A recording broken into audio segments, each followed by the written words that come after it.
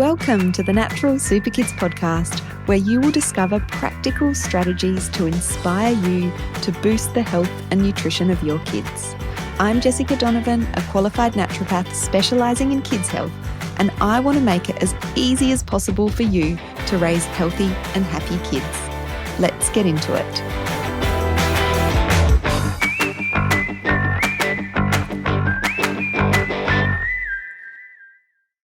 Hey, welcome back to the Natural Super Kids podcast. Jessica Donovan here, and I am excited to get into today's chat about bringing up boys who like themselves. So I have a special guest that has been on the podcast before, Kasey Edwards, and we had her on the podcast back on episode 63, where she was talking about her book, Raising Girls Who Like Themselves. And it has been one of our most popular episodes. I personally always love these parenting topics because I get to pick the brains of some really inspiring people like Kasey for my own good, maybe. So today we are discussing Kasey's new book that she has co-written with her husband, Christopher Scanlon, and it is all about bringing up boys who like themselves. Such important topics, so excited to dive into this one. Hello, Kasey. Welcome back to the Natural Super Kids podcast. Oh, thanks for having me back, Jess. It's really a delight to speak to you and all your audience again. Oh, it's so good to have you back. And today we are talking about your new book, Bringing Up Boys Who Like Themselves. But before we delve into that, for people who might have missed your previous episode with us, can you tell us a little bit about yourself and, how you came to be writing this book? Sure. So I co-wrote Bringing Up Boys Who Like Themselves with my husband, Dr. Christopher Scanlon. But this is our second book about raising children. Our first one was Raising Girls Who Like Themselves, and that came out in 2021. But it was actually a 10-year research project for us because we are the parents of girls. Yes. And when we brought our daughter home from hospital, we tried to work out how we were going to be the parents she needed us to be. And a personal story from me is that I deeply, deeply had this desire that I wanted my daughter to like herself more than I did when I was growing up. And because we are researchers and writers, that's what we turned our attention to. How could we do that? How could we make her like herself? And so our book came out in 2021, and it went on to become an international bestseller, which was very exciting. But as soon as the book came out, the very first day, actually, we started getting questions from other parents. And I remember this moment with such clarity. We were actually sitting with a group of our friends, 3 other mums. And one of our friends, she started crying. And it was like, what's wrong? Because we just told you about our book. And she said, my son doesn't like himself. What about my boy? Mm. And then we turned to the other mum, who was almost also a mother of a boy. And she said, I don't want to say this out loud, but if I'm being really honest, my boy doesn't like himself either. And then our third friend who said that her boy used to like himself, but she thinks that he hasn't liked himself for a while. And so that was this really personal moment for us. And then the questions started coming in, on social media. Every time we did an event, people would come up and go, what about boys? Why can't my boy like himself? And so when we wrote the book, Raising Girls, we weren't deliberately excluding boys. And many of the strategies in our book will work for boys as well, right? But the reality is the world treats girls and boys differently. And from the moment they take their very first breath, the world will interact with them differently, which will create different experiences, different beliefs about themselves, different behaviors. And so the research clearly shows that even parents who are dedicated to raise children in a gender neutral way still parent differently. Wow. And so what we realized when we started researching raising boys was that our boys because they inhabit the world differently, they have different experiences. And even if you try and create a gender-neutral home, as soon as he steps out of the door, that's not what he's facing. So there are differences in raising a boy who likes themselves, and that's what we've put in our book. Yes, amazing. And congratulations on that first book being such a success. Thank you. Thank you. I think it really tapped into this desire that every parent has for their children. And we just said it out loud. We all want our kids to grow up liking themselves, because if we can get that right, then everything else becomes easier. Yes, definitely. And I'm a mum of one boy and one girl, so I'm so glad that you've brought this second book out as well. So what are some of the key differences you've found in your research when it comes to bringing up boys who like themselves compared with girls? Okay, so part of our research, because we didn't have boys and because we also needed to research very quickly, it wasn't a 10-year project, it was a 1 year of deep diving.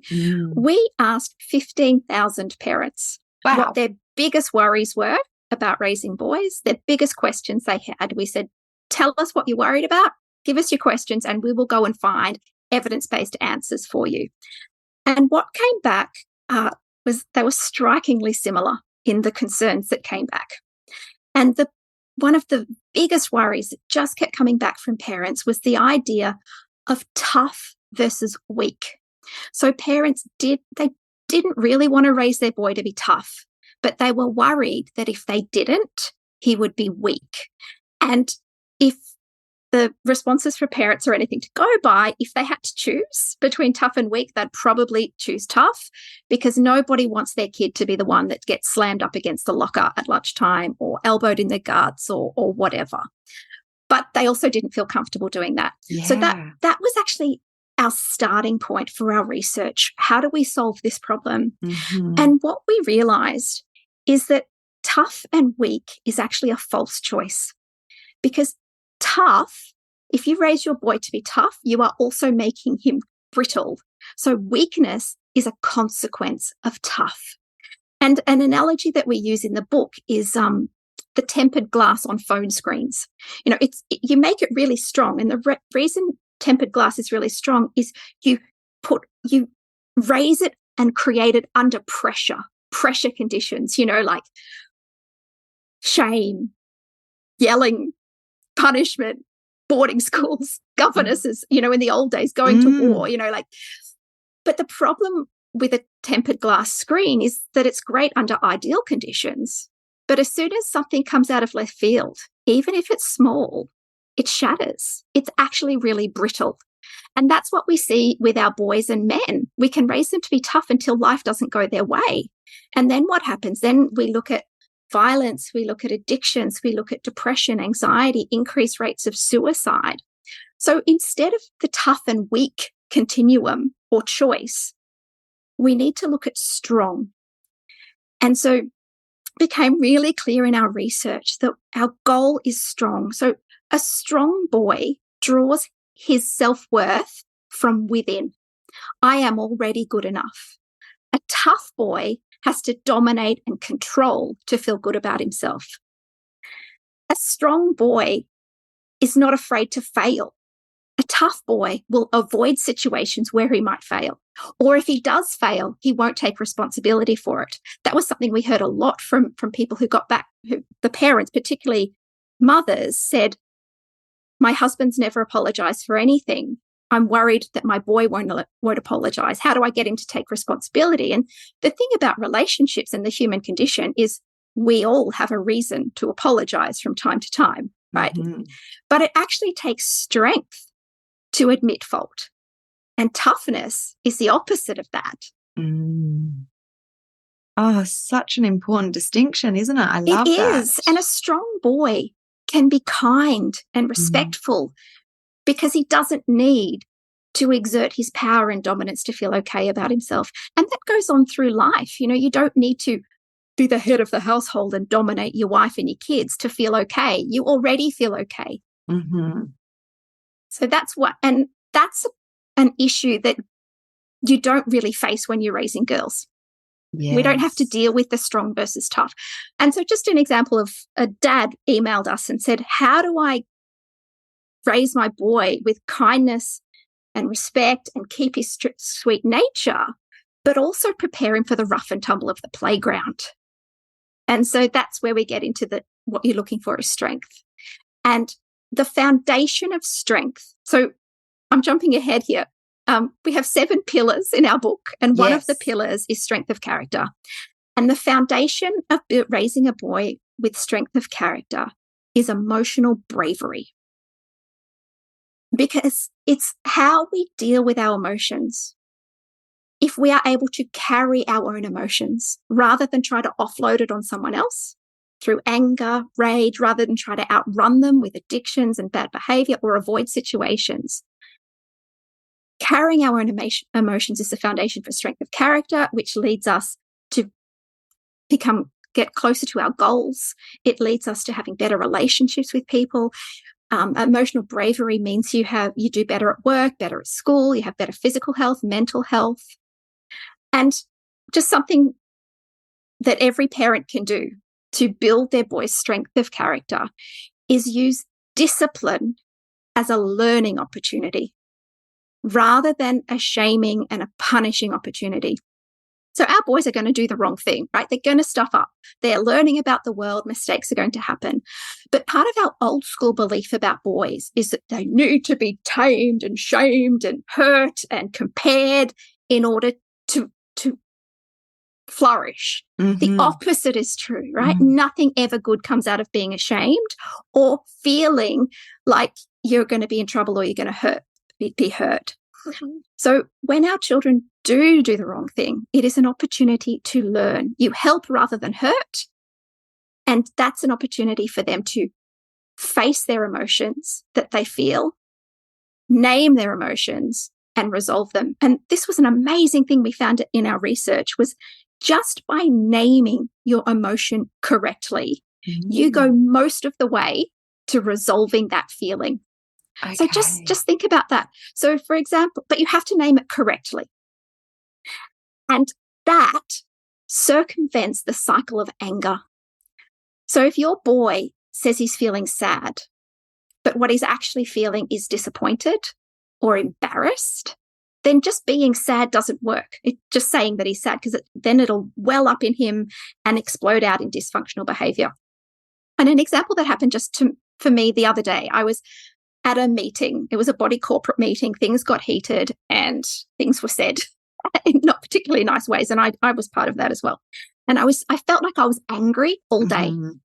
And then I got home and I talked to Chris about it. And I realized I wasn't angry. I was embarrassed. Mm-hmm. And just by naming that I was embarrassed, I just felt so much better. And so that is something that we can get our boys to do. We can help them to accurately name their emotion, be their safe person so we can listen to what they're feeling, not add to the shame or punishment. Then they learn to deal with that emotion and not let it play out in dysfunctional ways. Oh, so so helpful. Yeah, and it actually doesn't take that much time. Mm. So what I'm going to give all your listeners is it's called an emotion wheel. Mm-hmm. And print it out, put it on the fridge, and it's a way of teaching your boy and yourself the different emotions, because research shows that even adults, some of them, many of them can only name 3 emotions: happy, sad, and angry. So if adults can't name more than that, our boys are going to struggle. And the idea is to help our boy name what they're feeling, tell you what they're feeling, and then they will have gone most of the way to resolving it. Wow. And as a mum of a boy who is 15, that's just such a huge relief because I've got a story that I can share from a few weeks ago when my son's really into his mountain biking and he started mountain bike racing this year.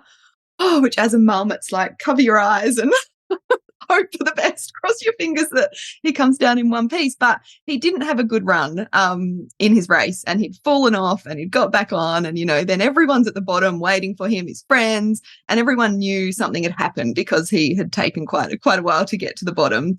And I could just see the emotion in his face. But as a 15-year-old boy, like, it's, I guess, I think this is fairly general, but, he's not going to be show emotion. He's not going to express emotion. He's not going to cry in front of his friends. Yes. But I could see as his mum that that's probably what he needed. But it's so hard to I guess, support them to express emotion. Well, for my son it is. So to know that, you're almost there just by naming the emotion feels like a big relief, because that's, I guess, a version of expressing that emotion.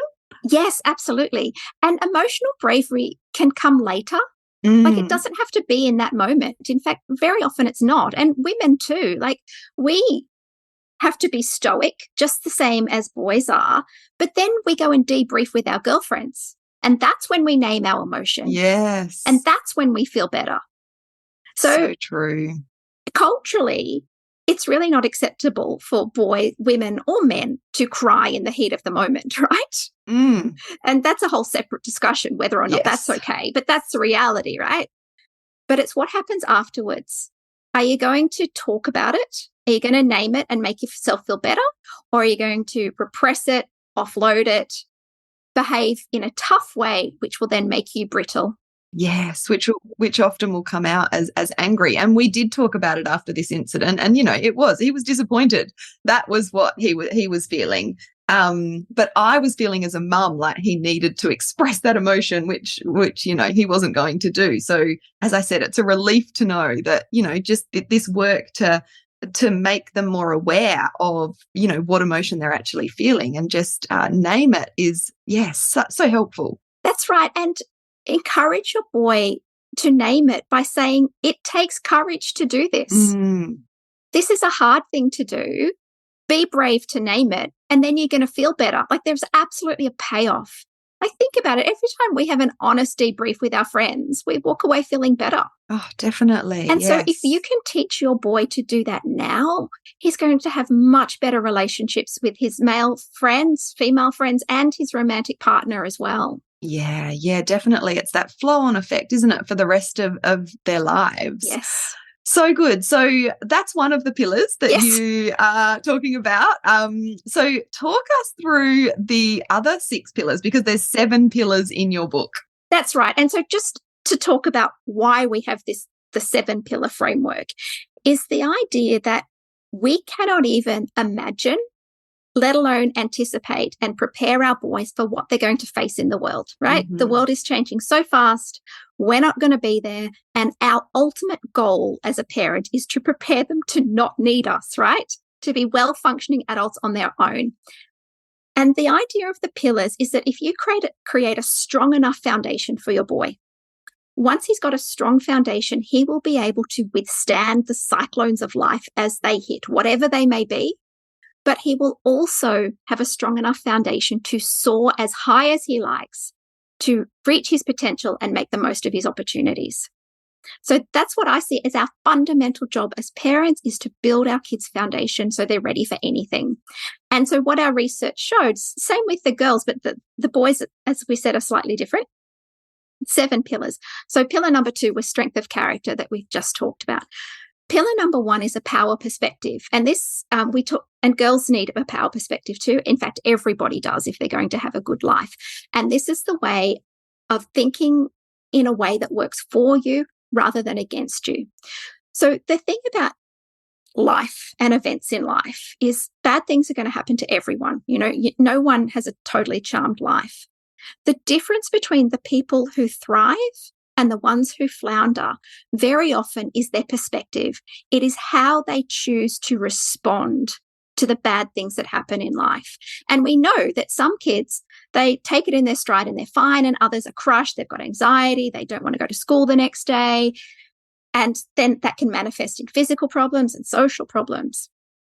And the good news about perspective is it's about how we think. And thinking, how we think, we can rewire in our brain. Our brains are plastic. We can teach our kids to have positive thoughts that help them rather than negative ones that don't help them. And something that's quite different between girls and boys is part of our idea of masculinity is that you're more authentic and you're more real if you're negative.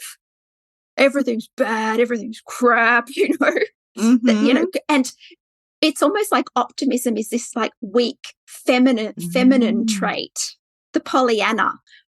Whereas if boys choose to see negative things, that is the experience that they will have in life, because you can always find evidence to support your perspective, right? You go looking for something bad, you'll find it. And an example that happened in our house recently was my daughter came home from basketball. And so we have been working on her power perspective her whole life. And, and it works, right? She's got it. And we said, how was your day? And she went, oh, great. I scored 2 goals. It's like, that's fantastic. What was the score? And she said, oh, we lost 68-4, right? Her evidence that she looked for and found was that she scored 2 goals, so she had a great day. If she had a negative perspective, her evidence was that she got thrashed, right? And then she would have had a bad day. Mm-hmm. Totally different experience of life, exactly the same event. Yes. And it's really important for parents to help their boys to understand they have a choice about how they think about an event, which will affect the way they feel about an event. And they can choose to make themselves feel bad, or they can choose to make themselves feel better and more empowered. Yeah, so empowering is what I was going to say. No matter what happens, you have you have the ability to control your thoughts and to, as you said, sort of navigate how that experience is going to be for you. That's right. Even if they're doing something they don't want to do. Like, we get this question a lot: should I make my child go to sports day or swimming carnival? And the answer to that is absolutely yes. First of all, because every time we support our kids to opt out, we are actually saying, yeah, I don't believe in you either. This is too hard for you. You can't do it, right? So encourage them to go. But this is where their power perspective comes in, and say to them, and we use this with our daughter who didn't want to go to the cross country. It's like, well, you have to go. It's part of the school curriculum. You don't have a choice about that, but you do get to choose what sort of day you're going to have. You can focus on all the things you don't like. You can be really negative and you can have a terrible day, or you can focus on the things you do like. And almost any situation, there's going to be something there that's going to be good that you will like. Outside with your friends, eating lollies, you can choose to have a good day. It's up to you. Yeah, I love that. And that's helpful. I mean, I'm in the throes of teenage parenting. I think that's a super helpful outlook, to have in this stage of parenting, probably in all stages, really. Yes, because why not think like that? Like, why not? Exactly. You're here. This is the situation. Like, it's up to you to how it's going to go. Yep. Yeah. Okay. So pillar 1 and pillar 2 we've been through. What about pillar 3? Okay. Pillar 3 is body confidence. And this one is really important for boy parents, even though many boy parents don't realize it at the time or realize it now. So we used to think that poor body image was just a problem that girl parents had to worry about. That is no longer the case. Sadly, body image is a huge problem for boys. But what is really worrying is that often we don't see it. We don't see the problems until it is too late, for a couple of reasons. One, because we're not looking for it, because we only worry about girls and body image. 2, often a poor body image in a boy can manifest in behaviours that look healthy, like over-exercise, getting a six-pack, obsession with muscles. Oh, yeah, he's just really strong, fit kid. But also, even doctors don't take it seriously. So some research shows that when kids or parents are going to the doctor presenting with an eating disorder, the doctor doesn't even recognize it, because that bias permeates throughout our culture. So there's some warning signs that you should be looking out for now. Do they not want to go to the swimming carnival and take their shirt off? Are they exercising more than what would be reasonable? Are they suddenly getting really picky about their food? And look at the media that they're consuming, the toys that they're playing with. So with girl parents, almost every girl parent at least has the thought about whether or not they should give their daughter Barbie. Whether you choose yes or no, you still think about it. Like, we still have this awareness. But very rarely do boy parents think, is it okay for me to give my boy Luke Skywalker with a six-pack? Does he need a six-pack to use the Force? And so boys are getting just as unrealistic messages as girls. They're now getting actively targeted by the beauty industry, the fitness industry, the weight loss industry. And if we are going to prepare our boys so that they can get through their teen years with their body image intact, we need to be really aware of it when they're younger as well, to start filling their heads with the right messages, because if we don't, they're going to absorb the negative ones. Yeah, definitely. And I've seen times when, the social media content that my son was consuming was a lot of like gym stuff and muscle building stuff. And so, we had a conversation about that, but it's really in their face, isn't it? That's right. And just one thing that you can do as a parent is focus mostly on what bodies do rather than what they look like. And so that's the rule for girls as well. But even positive comments. So even if you remark on someone positively, they've lost weight, they've got a six-pack, they don't look their age, or whatever it is, we are still telling our children that their appearance is really, really important. And the secret to body confidence is not to believe that you look good.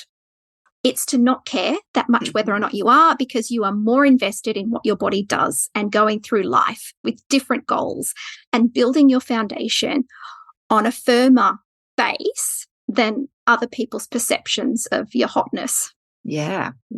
I love that. Focusing on what the body does rather than how it looks. Like, that's a really simple thing to kind of come back to for parents, I think. And we're very black and white in our family. We never, ever talk about how anybody looks, bodies look. We just don't do it. And so there's lots of things as parents we don't talk about in front of the kids. Just make that one of them. Yeah, exactly. Okay, pillar 4. Pillar 4 is balance. And this is the idea of creating the environment where your boy has what he needs to thrive and to also get to know himself. So there is a lot of pressure on parents to essentially push boys more than girl parents, okay?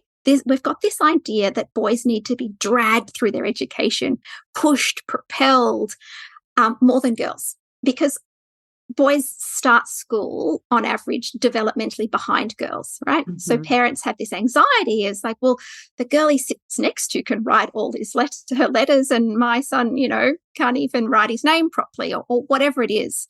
So well-meaning parents get worried about that. But that's nothing to worry about. That's just developmentally, he's just not there yet. It's developmentally normal, right? Exactly. But the other thing is we think, boys are lazy, they need to be pushed. Pushing is unlikely to get you the outcome that you want, okay? Because when we push our boys, we are essentially telling them they can't achieve on their own.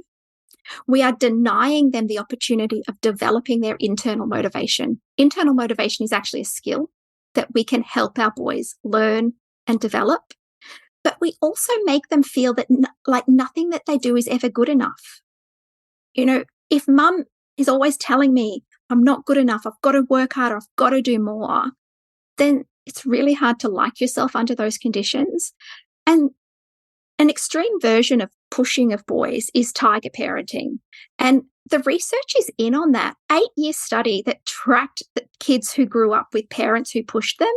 These kids struggle academically. They actually do worse than the kids who are allowed to bloom in their own time still be invested in their education, absolutely. Of course, but that's different from pushing and criticizing and never being good enough. These kids, they do worse academically. They have worse mental health. And here's the kicker. They grow up resenting their parents. So your reward for all that hard work of pushing your boy is your kid's going to flounder and he's going to not like you very much. It's really bad for everyone. So instead of pushing, we need to create internal motivation. And here's just one thing that parents can do to do that. It is to create a link in your boy's mind between effort and achievement. So every kid wants to feel like they influence the world. You know, why do your kids fight over who gets to push the button in the lift? It doesn't matter who pushes it, right? Because the lift's still going to go up. But they want to do it. They want to make the lift go up. You know, so that's an innate, that desire is within kids. Use their desire to influence the world to create achievement-focused kids. And so every time they do something, whether it climb a tree, tie their shoelaces, learn their times tables, focus on the effort they put in to achieve it. Mm-hmm. So rather than focusing on the outcome, you know, you scored 5 goals in your basketball match, well done. It was like, you worked so hard on practicing your basketball shooting. You know, every weekend for the last 4 weekends, you were out there shooting. And that's why you shot those goals. Well done. You worked really hard on tying your shoelaces, and now you can do it without my help. You create that link for your child, they're going to want to keep doing it. And when they keep doing it, they achieve more, which makes them want to work more. And so then you just create this cycle of internal motivation. So that's one thing we cover in balance. Another thing is giving your kids downtime and playtime. And a big part of that, this is quite controversial, but it is absolutely backed by evidence. We come down on the side of pro screens and pro games, okay? So there's a lot of panic and pearl clutching about screens, and it just makes parents feel so bad about it, right? The research that screens are harmful is just not in there. It's just not there. You know, even the World Health Organization, who recommends, 2 hours of screen time or whatever for different ages, acknowledges in their own report that it is based on very weak evidence. Okay? The reason kids want to play on their screens is because that's where the kids are, and that's what their friends are doing. And the research is showing that kids, particularly boys who are not playing computer games, actually have worse mental health than the ones who do. Wow. And the reason for that is they're disconnected from their peer group. Like, this is the world our boys are growing up in. We brought the screens into their lives. All their friends, that's where their friends are. And if you withhold your child from that, you are disconnecting them from their community. So if you are worried about screens, a general guide is, are they doing everything else that they need to do? It's about balance. So if your boy is sleeping enough, if he's doing, engaging in life outside of the house, does he exercise? Does he eat well? Does he have friends? Is he doing well? And if the answer to all of that is yes, then you don't need to worry about his screen time, except, of course, for making it safe and all the caveats around of course safety. But particularly as boys get older, it is absolutely critical for them to have social connections if that's where their friends are. Yeah, so it's that balance, isn't it? And that's also a difference between boys and girls. Girls will sit down and chat face to face. If you want to help develop your boy's connection with his friends, the place where they have their deep and meaningful connections is while they're like shooting each other in a computer game. That's how they're connecting. Chatting. Yes, they're chatting away. Yeah. Yeah, so interesting. And I often say, it's like, it's with the whole screen time thing, it's more about what they're missing out on potentially by being on their screens too much rather than the screens themselves. That's right, which is why it's all about balance. And something we hear a lot from parents is, but he gets so angry when I get him off, right? So they think that it's actually the screen that's making him angry. But let me ask you, if your boy was playing basketball and he was just about to shoot a goal and you walk onto the court and say, sorry, buddy, basketball time's over, it's dinner, and you drag him off the court, how do you think he'd be feeling? Yes. Right? So, but we don't do that as parents because we understand basketball and we know it's important and we know that there's an end time and we know that there's other kids depending on your boy. All of that is true for an online game as well. Like, to us, it's just pixels. Like, I don't understand it. I don't care about it. But to your boy, he's in the middle of something. If you pull him out, he'll lose everything that he's done potentially. If he's playing with a team, he's letting his mates down. So the way to get your kid off screen time without him getting really annoyed is to actually respect his play as something that is important to him and work out with him when is the best time to leave the game. Like, say to him, you're going to have to get off in 15 minutes, so work out the best time to end what you're doing, to secure what you've made, to let your friends know you've got to go.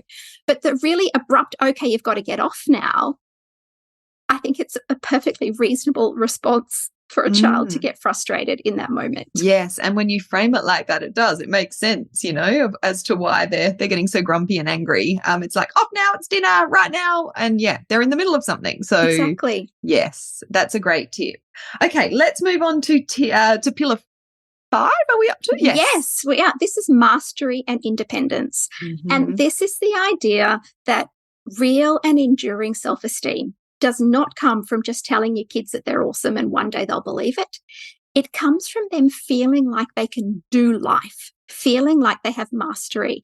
And this is separate from high achievement. So this isn't excellence. It's not a cabinet full of trophies or, certificates at assembly. It's not that. It's about being able to do life. And so this is a major source of anxiety in kids. They don't have the skills to do life. And this is things like being responsible for their own belongings. We see kids who start high school and they're freaking out about high school, not because of the schoolwork. It's because they don't know how to get their stuff out of their locker for each subject. They don't know how to navigate space. They don't know how to walk to different classrooms. They don't know how to have conversations with different adults in authority. These are all things that we need to start preparing our boys for now, whatever age they are. If your child carries a backpack, has a backpack for kinder or school, make him carry it. Make him be responsible.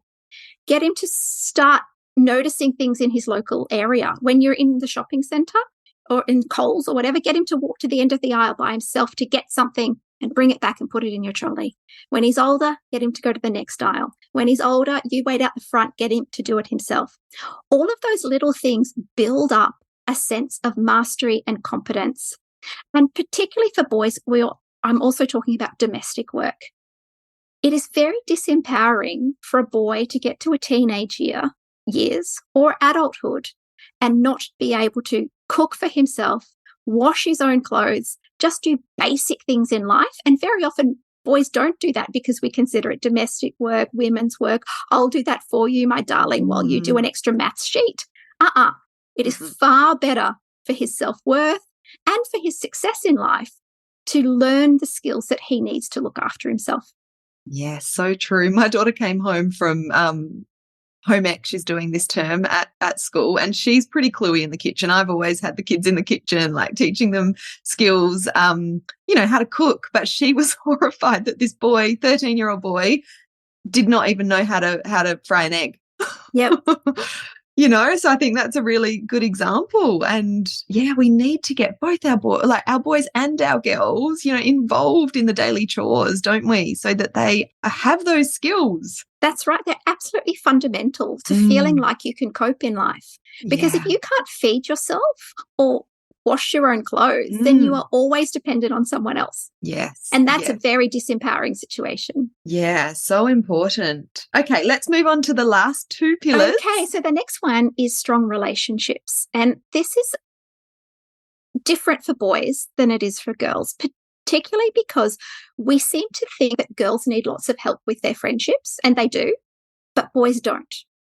We heard from many, many parents that girls' friendships are drama, drama, drama, but my son, he just cruises and I don't need to worry about it. And if worse comes to worse, he'll sort it out on the football field. But the research shows that boys need just as much help, if not more help, with friendships than girls. And what this points to is that as boys age, they lose their friends and they lose them. And then they get into adult years and some of them struggle to find one person to be their best man. Like they've got nobody that they're close to. Friendship is a skill, and it's a skill that we need to teach our boys. They need to learn how to choose a good friend. And that choice is so important given, the influence of peers and peer pressure, right? You need to help them make good choices. You can't make the choices for them, but you can influence them on the criteria that they use and what they deserve. And you need to help them, some kids, actually the process of making a friend. Like, boys want friends, but they don't know how to do it. And often girls, they're surrounded by female role models who are masters at friendship, right? Many dads are not. So they're not even getting it modeled to them how to make a friend, and also how to keep a friend as well. And part of that chapter, that pillar, we also talk about how to deal with conflict in productive ways, because that was another thing that came up from our research with the 15,000 parents was, I don't want to tell my kid to punch or shove, but it's being picked on at school and I don't know what else to do. Okay. So we spent a lot of time researching that one. And it's also an issue that girl parents don't have to worry about. It's extremely rare that you tell a daughter to punch to sort an issue out. But 70% of boys in Australia have been told to do that, to punch back. Okay. The reason you don't want to tell your boy that advice is, first of all, it doesn't work. So the research shows that boys who punch back are more likely to be bullied and involved in physical fights. You know, it escalates the risk to both boys. Secondly, you add 10 years onto his age and he punches to resolve a conflict and it's a king hit, he's spending the best years of his life in jail. All right? If you don't want your boy to punch when he's 18, don't tell him to punch when he's 8. Because in the heat of the moment, with, you know, alcohol, testosterone, you don't want him to default to the lesson that you taught him as a child to resolve his disputes by punching. That could ruin his life, not to mention the other person's, right? What the research shows to do instead, which is far more effective, is using the right words rather than a right hook. And it's what is called a clever comeback line. And what it is, it's the same for girls. It is a simple statement that says, I saw what you did. I'm not okay with it. All right. And it's a statement that your son should choose that one that he likes, and then he needs to practice it with you at home. And it could be something like, that's not okay, or seriously, or good on ya, or that the best you got, right? Mm-hmm. Something like that. So it's a statement. It's not a question. It is something that he's not going to get in trouble if it's overheard. So if the kid's rude to him, you don't want to encourage your kid to be rude and nasty back. And he needs to deliver it with authority.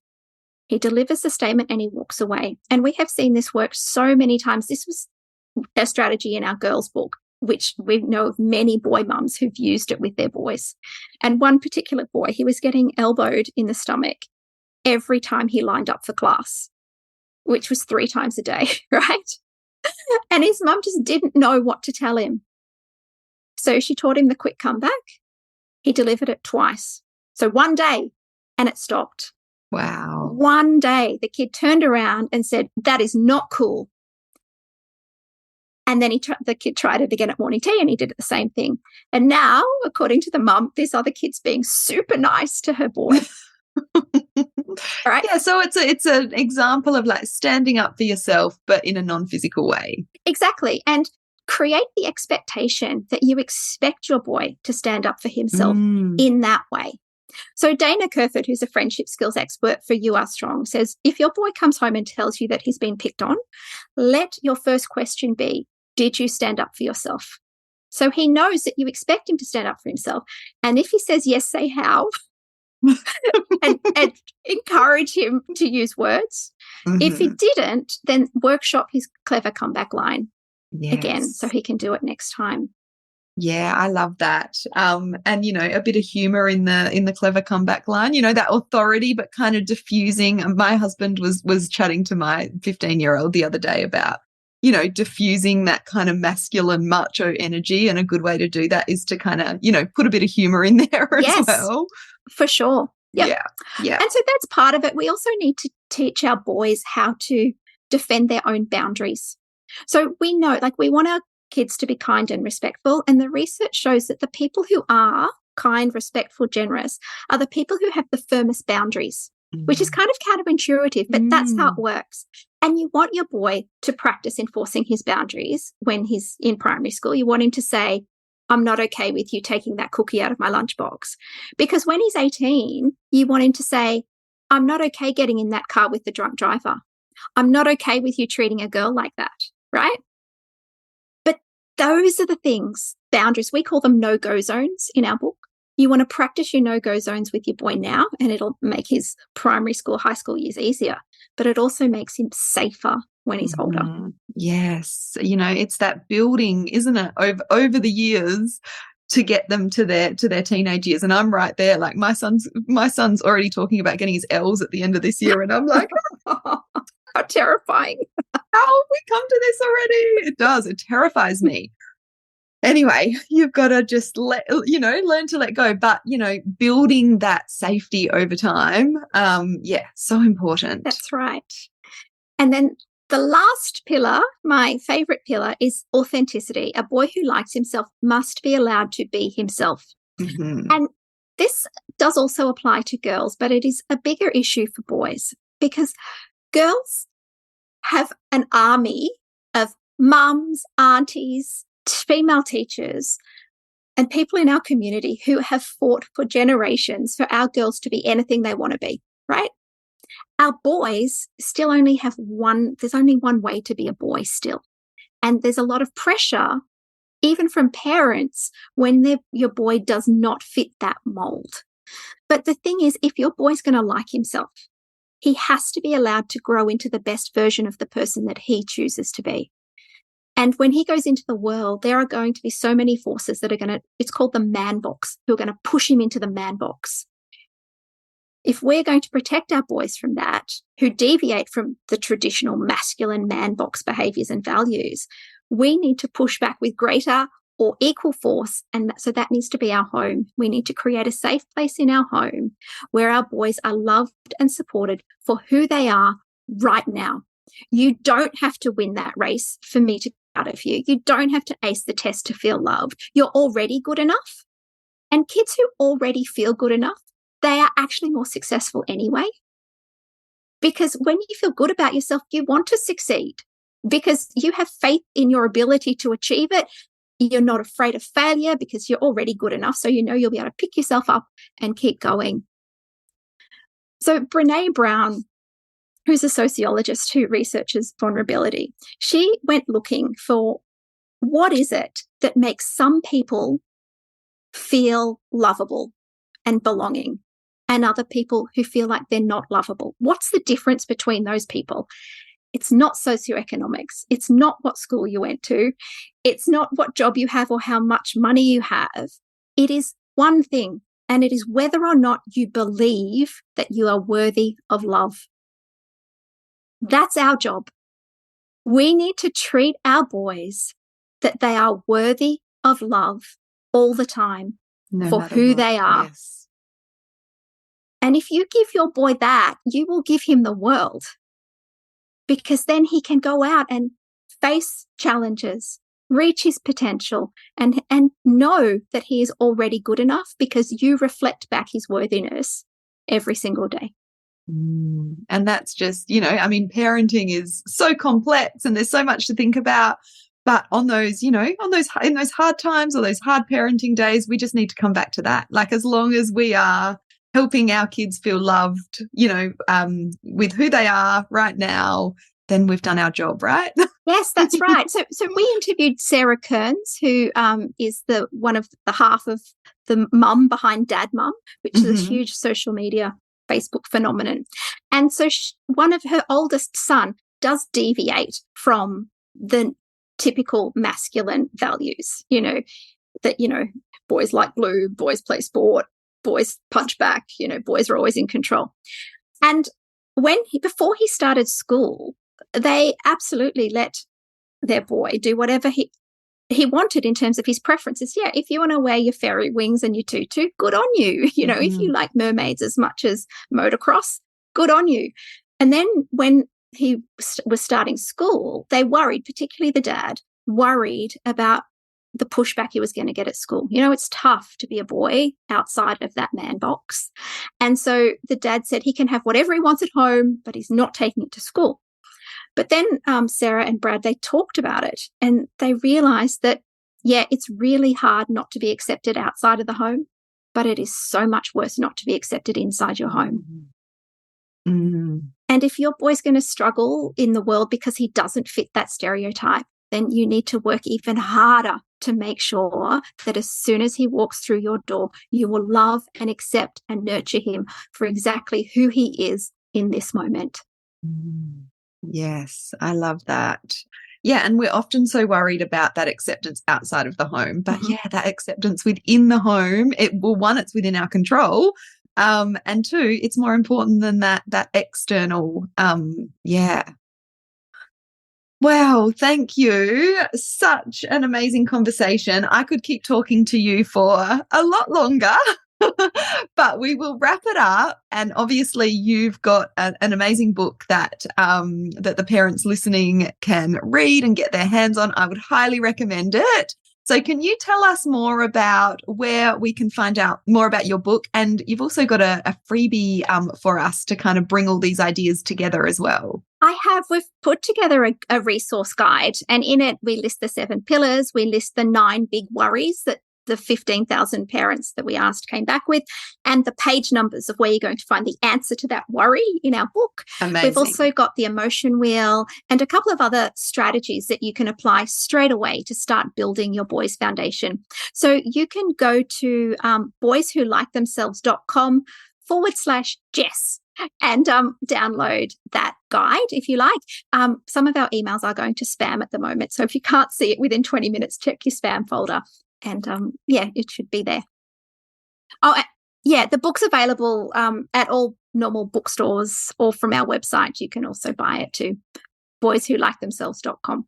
Beautiful. Yes. And if you download the resource, you'll find information about the book that way as well. And I'll make sure that link is in the show notes so everyone can find it really easily. Thank you so much, Kasey. It's been I've just gained so much from this conversation, and I know our listeners will. So thanks so much for sharing. Oh, it's my pleasure. Thanks for having me on.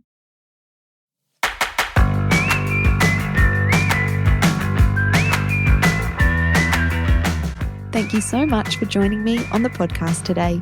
Head on over to our website, naturalsuperkids.com, for the show notes for this episode, as well as a whole heap of inspiration to help you raise healthy and happy kids. I'll see you next week.